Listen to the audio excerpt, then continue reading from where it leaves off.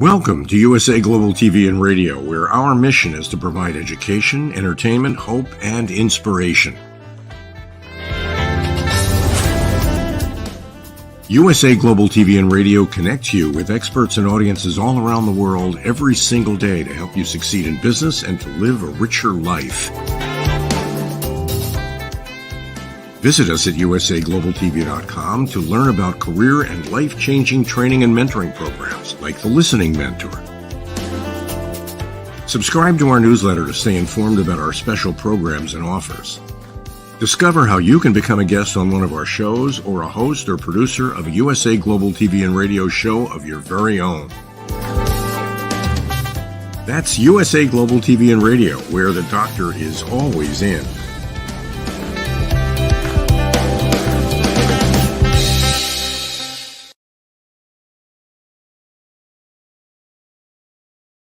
Good morning, good afternoon, good evening, and welcome home to USA Global TV and Radio, where we currently have 37 live shows across the world. We are thrilled to have you join us today for this particular show, which is Books, Blogs, and Poetry. The star of our show, DIANN FLOYD BOEHM, has the day off, so it will be myself and our fabulous guest who is joining us from the great state of Pennsylvania, which is where I spent a lot of my time. I have an affinity for Penn State University as well as Philadelphia. So Kim Langling is also the consummate professional. Not only is she an author and a podcast host, but she's also a TV show host, and she focuses her time on hope. And isn't that something that we all need more of today? Let's welcome Kim to the program. Hello, Kim. Hello, hello. So nice to have you. And thank you for taking the time. I know you're busy yourself interviewing people and helping to create content. How's that experience been going for you? You know, it's been quite a journey. I started it 3 years ago. And when the world changed, I always have to put that with drama. When the world changed, I found myself in a bit of a situation like many others around the world did, and I had to figure out and I had to change my path, my direction, and I decided to just blaze my own trail and work for myself and create my own thing. So I began with a podcast called Let Fear Bounce, and from that point forward, and I started writing more and more, and I've had some books published, and then the television show opportunity came up, so I interview authors on that show. But the whole premise of it is to let fear bounce, acknowledge that fear, and then kick it to the curb where it belongs, and then to spread hope. And I'm always saying I want to toss out nuggets of hope like confetti, and that's kind of what I do with all of my platforms and with my writing and just everything. You know, there's hope everywhere, and so many for so long have felt hopeless. And I've been there, and I'm more than, I might be there again someday. But when you feel that, you're in that dark spot and you're so in your bubble, you don't have these rational thoughts of, oh, well, if I reach out to someone to talk, that doesn't come to play sometimes for folks. And I found myself in a spot like that a while back. And when I came out of it, I realized all these people that had been reaching out at just the right time. Hindsight, of course, is 2020. But I realized that they were tossing nuggets of hope to me. And I need to do that. I need to practice more kindness with myself and then share it with others. And so that's kind of what I do in all of the platforms and everything that I do.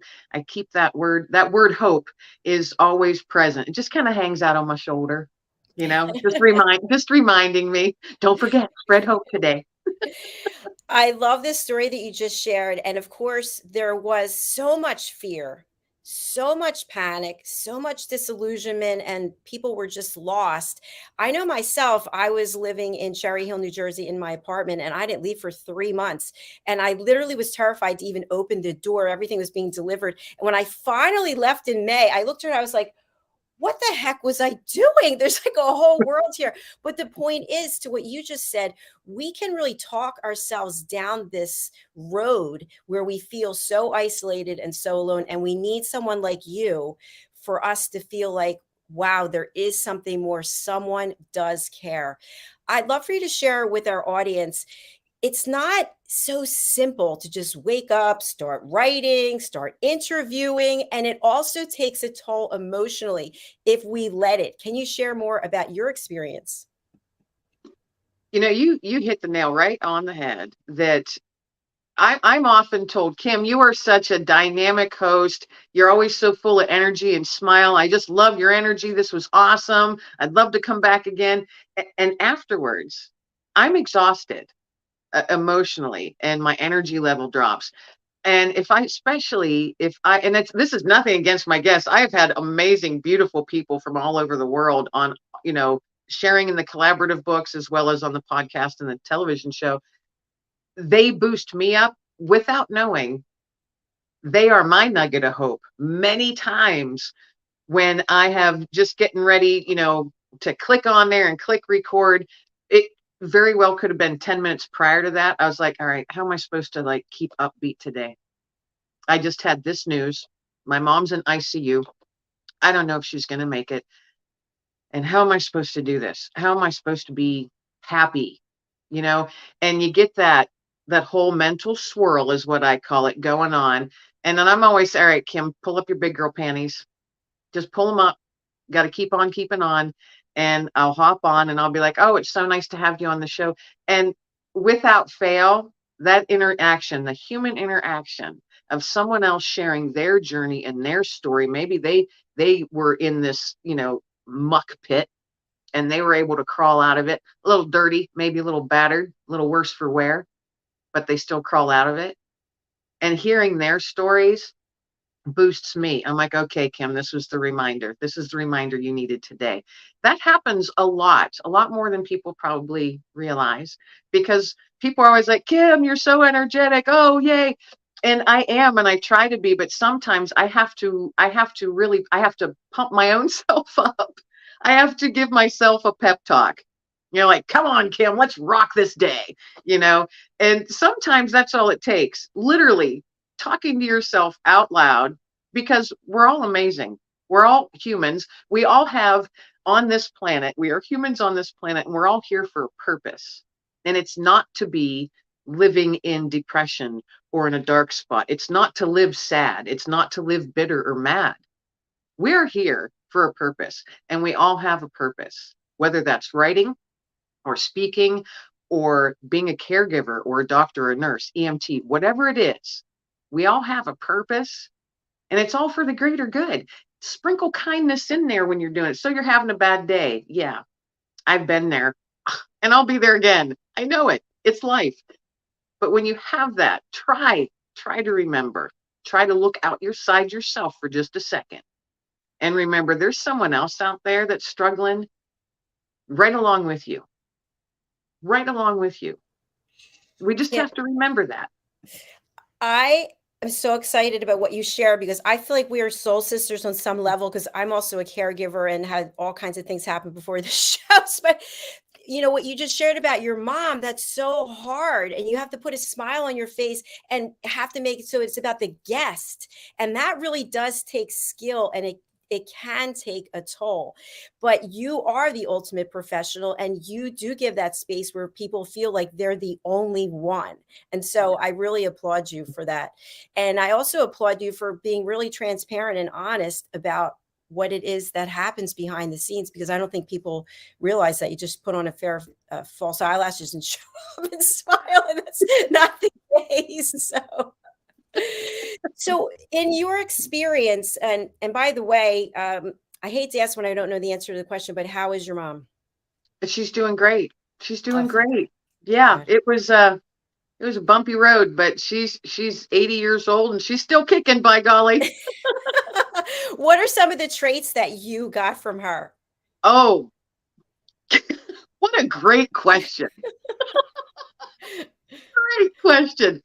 I got her tenacity. I got her stubbornness. I got her attitude. But I think the main thing I got from her is, you can get through anything. You can get through anything. And we've all been through stuff, and if you haven't, you will be. It's just life. But I think that's a lot of what I got from her is strength, I guess is the word I want to use, strength.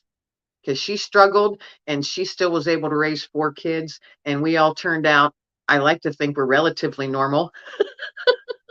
And doing, we're all doing well in our own little realms that we live in.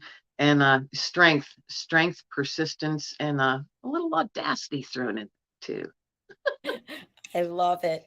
I love it. We had a show on yesterday, and one of our panelists was talking about the fact that she was one of 13. And the whole reason we were talking about it was about multitasking. And she felt that women are really good at multitasking. And obviously, you're multitasking. What are your thoughts about being proficient and being at the top of your game when you are writing, you are doing podcasting, you are doing television? Do you feel that it is possible to embrace all of it and do it to the best of your ability? Because I think it is. What do you think? I think it is because I'm doing it. But I do have those days, and I'll be transparent again, where it's like, I feel overwhelmed. What was I thinking taking all of this on? Why am I working on 2 books right now? And I have 3 podcasts I have to edit, and I have to record another television show. What was I thinking? I have those days where, you're just like, your brain's going, you know, but then I just, I have this thing with myself where I'm a sticky note person. I have sticky notes everywhere. And I'll be like, all right, Kim, clean the sticky note mess up. Pull one and focus. I tell myself, focus, grasshopper. Focus on this one. Get it done well, and then move on. My issue for me personally is I'll work on this multitasking. I try to do, a little bit here, and I remembered something. Let me put this edit on that podcast. Ooh, I need to change that paragraph in that book. There are days where my mind's just like ding, ding, ding, ding, ding, all over the place. And I'll be like, all right, Kim, focus. Just focus. Let's finish this one. I'm getting much better at that. But there are days when you have all that background noise going on, and I hope you understand what background noise means. I'm sure you do. When you have life going on back here, and then you're trying to focus on these things up here. I multitask constantly, but I do have my days where I feel, and I'm overwhelming myself. I'm doing it to myself. And I have to remind myself, Kim, just slow down for a second. Take a deep breath, in with the good, out with the bad, and just keep on keeping on. Focus, get this done, get it done well, and then move on. It's all going to work out. I love the part of your answer where you said, yes, it's possible because I'm doing it. You're owning it. You're saying, yes, every day, this is what I'm doing. So I really appreciate that. And I would love for you to share a little bit about when you had a career prior to this. I was in corporate, and I was always told I'm an inch deep and a mile wide doing too many things. And then we get into owning our own business, and somehow it works. So I don't know. Why doesn't it work when you're working for somebody else? Because we're building their dream and not our own. Exactly. And when I did the whole shift, because at the beginning of the pandemic, I lost my job. I was in corporate. I was a marketing development manager for a manufacturing company, and I was a road warrior. I was on the road all the time, going, visiting customers and doing my thing, and when the pandemic hit, the doors shut.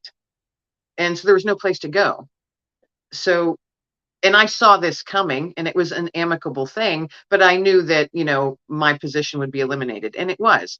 I had not found myself in that position before at this season of my life. I was like, wow, this is not what I anticipated or planned on. And then I realized, you know what? I'm tired. I'm tired of building everybody else's dream.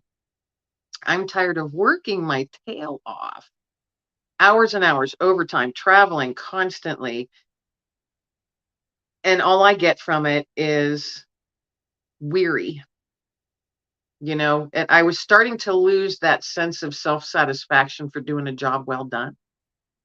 And then when I was able to pick it apart, and I realized, oh, it's because I wasn't building anything for myself. And at this season in my life, I'm in my mid-50s. And as a side gig, I was writing and doing a few other things, knowing that that was what I wanted to do, but I didn't know how to do it. Well, the pandemic gave me that opportunity, just said, hey, here, I got you stuck in your house now. Now let's do something. So I had given myself a day to be angry, literally 24 hours, just be angry at the world. And I did it well. But after that, the second day, it's all right, Kim, what are you good at? What are you passionate about? And what is it that you really want to do?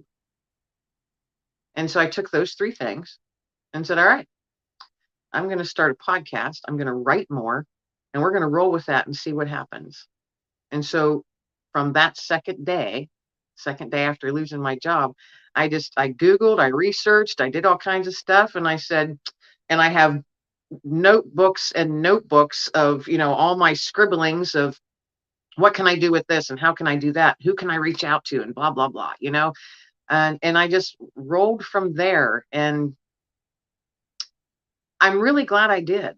I had never looked at it as, wow, all these years in corporate, I was just helping to build someone else's dream bigger and had completely put myself to the side. How depressing. I have to applaud you for that. And one of the most profound things that you just said, which really resonated with me, is you gave yourself 24 hours to be angry. I think that's so key. Set a timeline to be sad, be depressed, whatever the situation is, and then pick up your chips and move on. And I think that's where people kind of get lost, because it starts to permeate through their everyday. They start feeling like lower and lower and lower. Well, you said no, 24 hours. Can you share with us, and then we're going to get into your writing, during those 24 hours, did you have like something like a boxing thing you were hitting, or like, did you yell into a pillow? Like, what did you do in those 24 hours to get it out of your system? I live in the country, which is a good thing.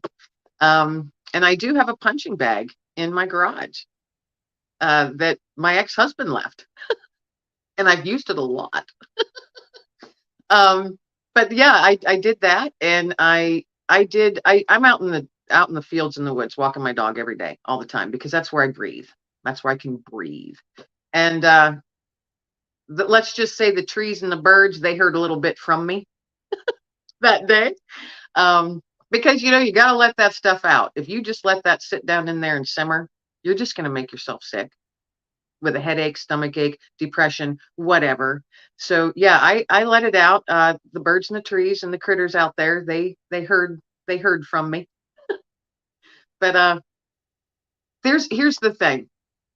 I live with PTSD due to sexual assault while in the military. And I have my toolbox that I have to pull out because I have my days. And there might be triggers coming at me from wherever, seemingly out of the blue. I have learned over the years to acknowledge them, grab onto them and say, you're not welcome here today, and pitch it away. But it's just part of my toolbox that I, mentally carry around, that I can pull things out and keep myself on an even keel. Don't let things overwhelm me. Don't let the small stuff overwhelm me, because there's an awful lot of little things in everybody's day that if you let it, by the end of the day, it's just a big old pile. Don't let it pile up. Keep your little shovel handy and get rid of that stuff during the day. I love that with this shovel. First of all, thank you for your service. And second of all, I'm so horrified at what you had to go through. And I imagine that you have strength that people can't even imagine because of the fact that you survived that. So I thank you for being so honest and transparent and sharing that with us. Mm-hmm. Do you feel that your training in the military gave you strength that most people who are not in the military don't have? Absolutely. It's a different world. It truly is a different world. And there might be veterans out there or someone who's currently serving watching or listening right now, and you know what I mean. Uh, it is a different world. The military life is completely different from civilian life. And I have found over the years that there are certain things that I do that I learned and were ingrained in me while in the military. And I'm very thankful for that. Truly, I'm very thankful. You go into the military one person and you come out another. And a lot of that is strength in character, uh, strength in mindset, all kinds of different things that you might not realize as you're going through it, because you're going through it. But when you find yourself in civilian life, and after you've been able to transition successfully, and that's difficult too, transitioning from military to civilian.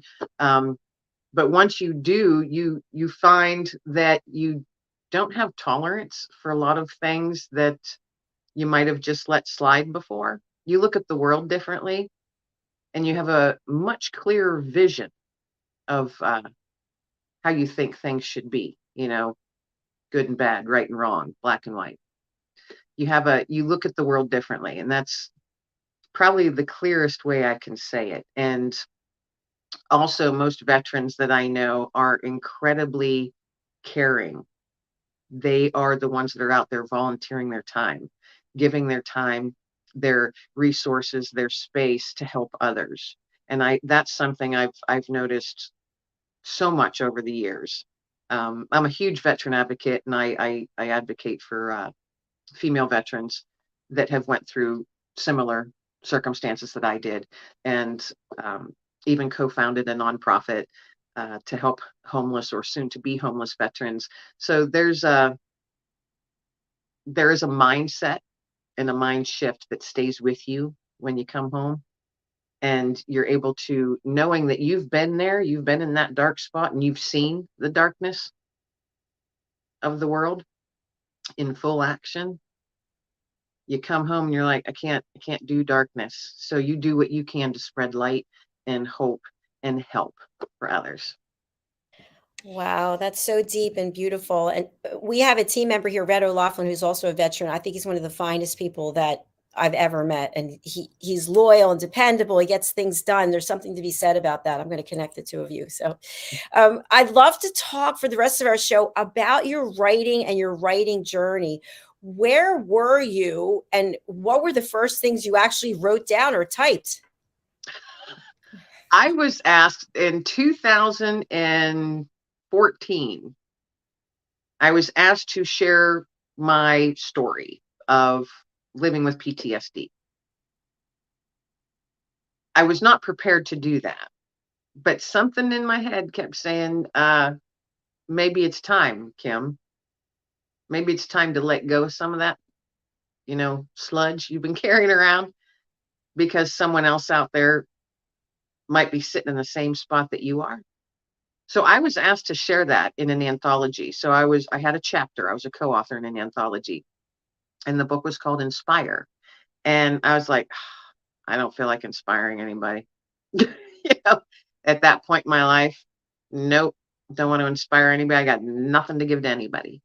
And but the women that I was involved with, they were very, very encouraging and so open to listening. And I shared something that I hadn't shared in years.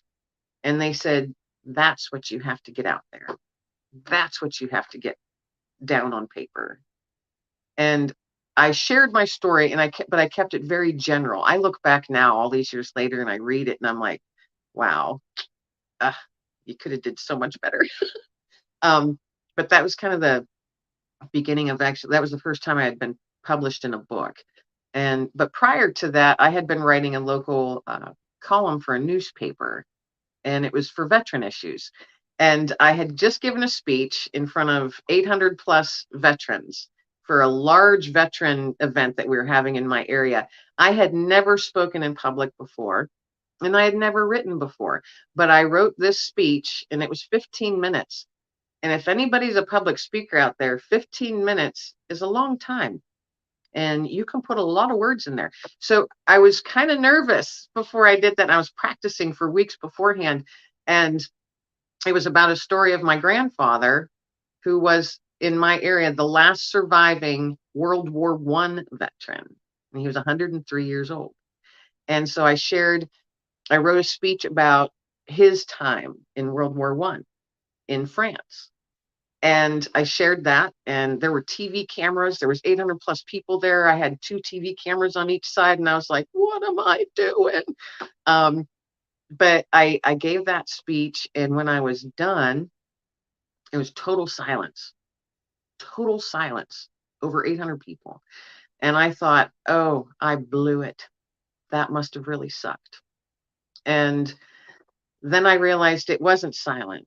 There were people crying. And then you hear one clap, and then that slow clap thing, and then it just kind of roared. And I was completely overwhelmed. I get all teary-eyed thinking about it now, but I was completely overwhelmed. And after that, the local newspaper editor approached me and said, I'd love for you to write a column for the paper. And I said, I am not a writer. I am not a writer. I don't know how to write.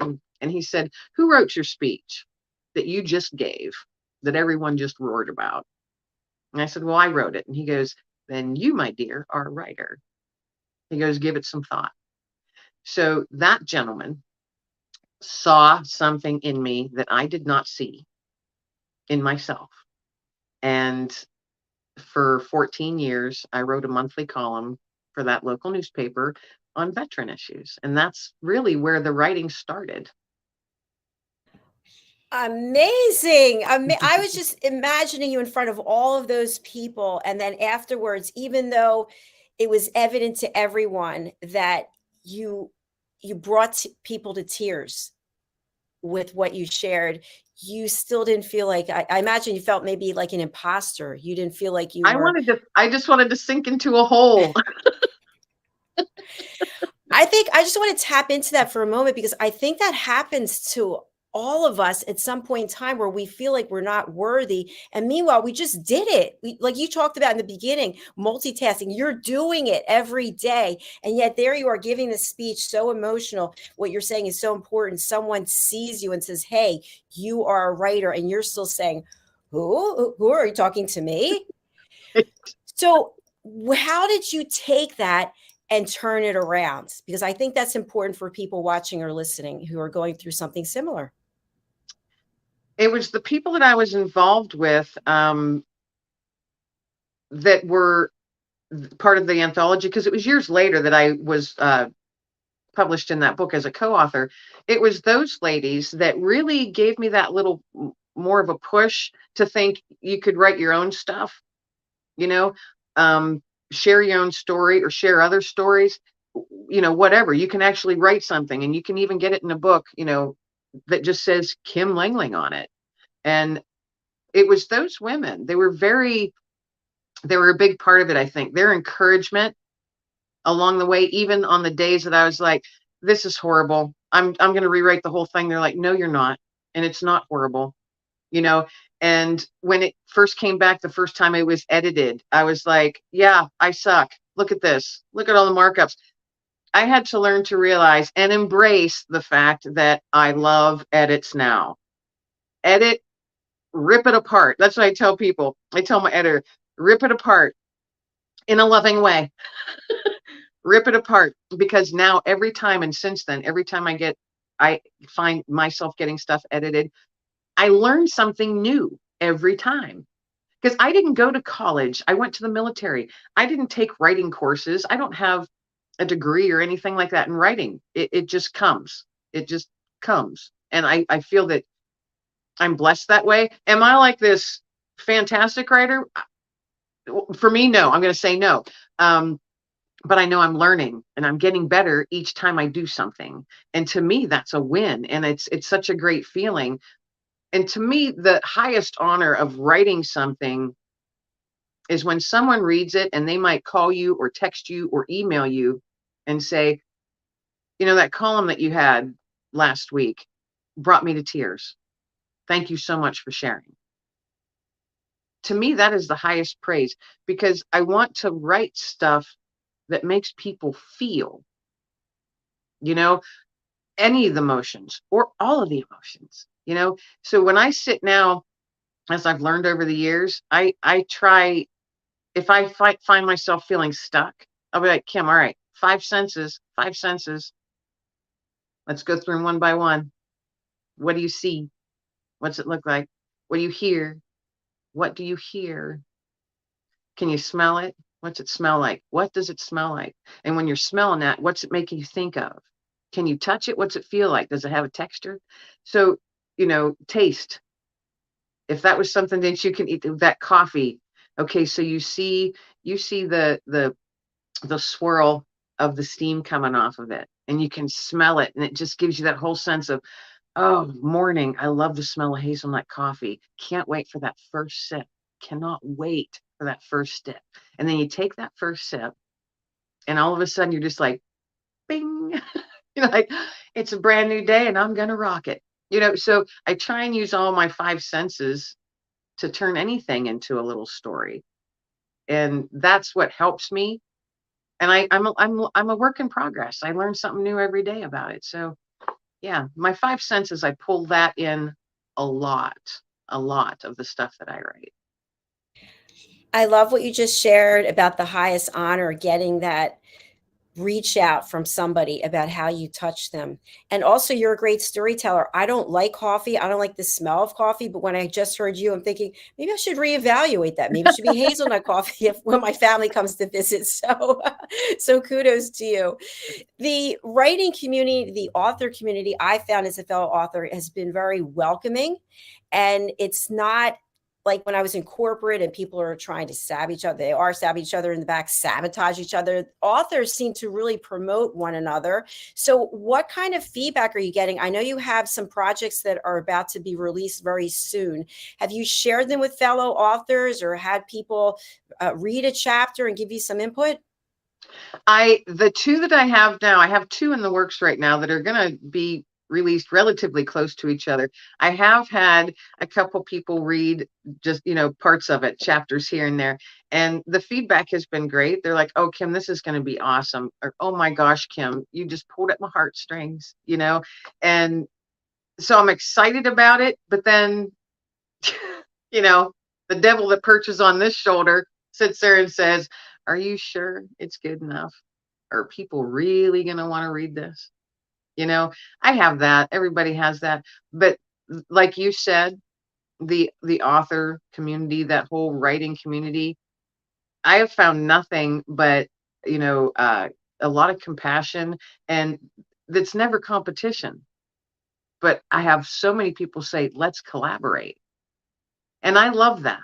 I love that because the world needs whatever it is you're writing. There's a reason that you're writing it. There's a reason that you're writing it. There's a reason you were given that idea. It's all part of the purpose that we're all here for. So if you've got this idea and you know in your heart that it's a good one and you're getting it down on paper, it might not be my thing. It might not be for me to read. It might not be what I need to read, but somebody out there needs to read it. So that's why I'm always saying, just write, just do it. Just do it. If you think you're horrible at it, ask someone else to read it. Ask for honest opinions. And I do strongly encourage to go outside of your friends and family. Go outside of your friends and family and ask people to read. I've asked former colleagues that I used to work with in corporate, I'd send them a chapter and say, can you read this and give me your honest feedback? Or I'll send it to another author that writes in a completely different genre. And they'll be like, this isn't my thing, but, hey, well done, Kim, because you got me there, So yeah, I agree. The author community is very welcoming and open, and I think helpful, and sincerely wants to help each other. That's why I tell folks, hey, send me a copy of your book. I'll take pictures of myself and pop it all over my social media and say, you have got to check this out. I love doing that stuff. I think it's great. And that's what we should be. We should all be doing that. I think it's what we're here for. Help each other up, boost each other up, and, hold a hand out if somebody needs a hand. That's right. It's all about providing hope and making people realize that they're not alone, because I think that's what's so important. We have your website here, which I would love to share if you're open to that. And then we can talk specifically about the two book projects that are coming out, when people can find them, what you want people to take away from them. So can we start with the website? Sure. Okay, fantastic. So I'll share my screen. And here we are. So very nice picture of you, by the way. And I love the color green. It makes me feel, I don't know, safe and happy. That's why I chose it. It's to me, greens and browns and like that mustard yellowy kind of, those are all very warm and comforting colors to me. So that's why I chose the colors. Well, good job there. I love it. Where should I go on the website? I think if you just scroll down, like those are the most recent Let Fear Bounce. That's the podcast. So each week they go up each Wednesday. So right there is, the most recent one that's up. Tomorrow, of course, will be a new one popping up there. So that's the easiest place actually to check out and listen into the newest podcast. And if you just keep scrolling, it just kind of rolls to the stuff I do. I do have a question about this. Yeah. You mentioned that you interview authors. Is there somewhere that people can sign up, or do you have an interview form that you send them in advance? How does it work? A lot of times lately, I've been having people reach out to me, which is kind of fun. But there is a contact at the bottom of the website. When you just scroll, there is a contact, and anybody can contact me and say, hey, I'm also on matchmaker.fm. That's a podcast platform where podcasters and potential guests can all get together. So I'm on that, matchmaker.fm. But I do have a contact page at the bottom of my website that you can contact me right through there. Okay, let's just scroll down there quickly. There you go. Contact, get in touch. So and see, there's my dog Dexter. He's my office manager, by the way. Hi, Dexter. Such a cutie. I love it. He keeps me on track, and he has his own Facebook page and everything. So yeah, he's my office manager. Yes. He's doing even great has work. His own bio on there. Let's go back up to your books and then we'll scroll back down again. Sure. Okay. Here we are. There we go. So during the pandemic, those 3 books that are called When Grace Found Me, I collaborated with a beautiful lady in the UK, and they're faith-based books, and they're all anthologies, and they're women from all over the world sharing their story of when Grace found them. And so those are faith-based books, and they were actually quite well received. And we got all of those books together and published all in 12 months. Amazing. Wow. Well, it was insane. Talk about pressure. And I love the fact that you collaborated with someone from another part of the world. I really feel like the pandemic has given us access to people we never could have met or worked with before. Oh, absolutely. I couldn't agree more. And in the books, there's 20 co-authors in each book. That just happens to be they're all women from all over the world. Many different countries are represented in there. And it really opened my eyes and the publisher's eyes in the UK. We were just like, you know what? It doesn't matter where we're from, the language that we speak, the color of our skin. We all go through the same stuff. So true. We're just humans. We're people doing the best that we can each day. And so what an amazing journey that was to work on and work with all those amazing women, and to finally get the books out there, because many of them had never been published before. And it was so cool for me to be the one. I was on the opposite side of the table saying, would you like to be a co-author in this book? To someone who had never written before, because I was there years ago. Yeah. Yes. And so it was so, it just filled my heart right up to be able to do that for others. And then When Hope Found Me, it's actually another anthology. People sharing their stories of when hope found them. And that was released last November. So I was really excited about that one. And there's some amazing, oh my goodness, some amazing stories. There's amazing people out there with so much to share, and you just got to let them share. People are put in your path for a reason. And I've had some beautiful, amazing souls put in my path over the last 3 years. Super blessed by it. Kim, what I really take away from you is that you're someone that people want to just open up there. They find themselves telling you things that they had no idea they were going to be sharing. And then they just feel like a weight has been lifted, or maybe the light has been exposed to them and they have some clarity that they didn't have before. I have found that to be the case. And even on my podcast, I've had numerous guests say, wow, I had no plan on sharing that. Or I had a couple of the gentlemen say, wow, that's a really good question. And I can't believe I answered it. So it's been, and I don't realize I'm doing that until someone points it out to me. But you know what? That's, to me, that's a gift then. It's a gift that someone might be carrying something and you're able to let them, if not let all of it go, chip some of it away, and maybe they feel a little bit better. On the flip side of that, I'm ridiculously empathetic, and I let a lot of the stuff land on me, and then I carry it for a day or two. And that's part where I have to pull my toolbox out and say, Kim, breathe. This isn't yours. You have to set this aside. This is not yours to carry. But I have found over the years, and I've had to work actually really hard to not carry others' burdens, because I have to leave room for myself to be able to breathe. But that, I'm a work in progress on that too. But it is humbling, truly humbling, if someone shares something that they weren't anticipating, and they're really making themselves incredibly vulnerable, because I know how that feels. And I will without fail say, thank you so much, because that was so vulnerable what you just did. But I can't imagine that it's not blessing someone who's hearing it right now. So thank you. I just got chills when you said that. Is there anywhere else on the website that we should take people? No, that's good to go. If anybody wants to get on there, they can just scroll on through themselves, take a little jaunt through the realm of Kim Langling. Perfect. So the two new books that are coming out, when are they coming out? Do you have titles that you can share? Anything you can tell our audience?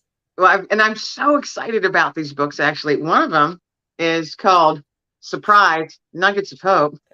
Love it. This is my proof copy. So this just came, and I was so excited. I'm like, okay, now it's time for me to start ripping it apart. But that, I hope to have that out by the end of summer. I truly hope to have this out by the end of summer, which is Nuggets of Hope. And the other one, which I'm a huge animal lover, love my dog. I've loved all my dogs. So the book that is coming out, hopefully the end of June, I'm really hoping, if everything aligns the right way, because there's been a few glitches, but that one's called Paw Prints on the Couch. And it's an anthology, but it's people sharing their stories of their pets and how they've enriched their lives and at times saved their lives, and just what pets do for us, and how it makes your day just a better day to have your goofy old dog around. Kim, I am so happy for you. Would you like to read from one of those books before we close out? Da, da, da. Well, let me pull up Nuggets of Hope, since I just happen to have it in my hand. Okay. And I just opened it up randomly. And here's a quote by James M. Barrie. Always be a little kinder than necessary. How simple that is. Always be a little kinder than necessary. So practical ways to be kinder to others. When we are kind to others, our world changes. We saw this already in benefits that you read in chapters before. I guess this wasn't the greatest thing to just open up to. You have started setting yourself up to recognize kindness opportunities wherever you go. And the more you act in kindness, the more you're going to notice chances to be kind. What makes it even more remarkable is how this eventually translates into your own life. Show your support to others. Choose a kind word for someone, and then pass that along. If someone is kind to you, pass it along. And always be mindful of your actions and your words. Using a harsh word can feel like an arrow to the heart. Using a kind word can feel like you're landing on a soft pillow.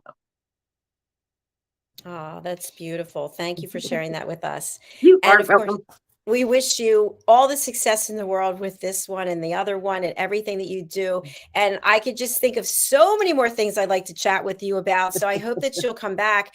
We do have your contact information up. What's the best way for people to reach out, and who would you like to contact you? Who would I like to, I am always thinking of different anthologies to put together, because I literally love doing that, bringing different people together and giving them an opportunity to get their story out there in an anthology. So through my contact page on my website, that's actually the easiest way. I get all of those emails. I see them right away, and just put in the subject line, interested in being a co-author. I have a few ideas percolating for, a couple more anthologies. So if you're interested in being a co-author, just say interested in being a co-author in the subject line, and then, shoot me a little bit about yourself. We can set up a time to chit chat if you want. But easiest, or if you just have questions about what I'm doing, about the podcast, the television show, what have you, just reach out through there. I'm willing to talk to people.